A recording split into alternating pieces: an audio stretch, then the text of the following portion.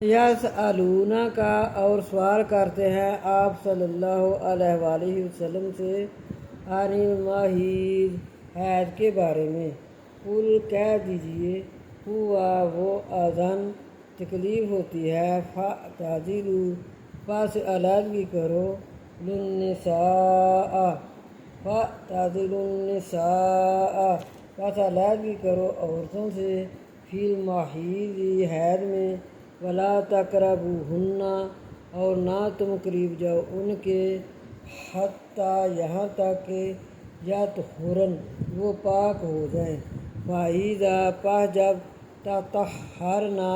پاک ہو جائیں فأتوہن پس آؤ ان کے پاس من حیث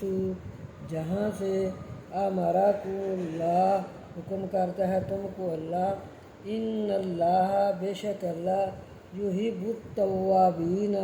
وہ پسند کرتا ہے توبہ کرنے والوں کو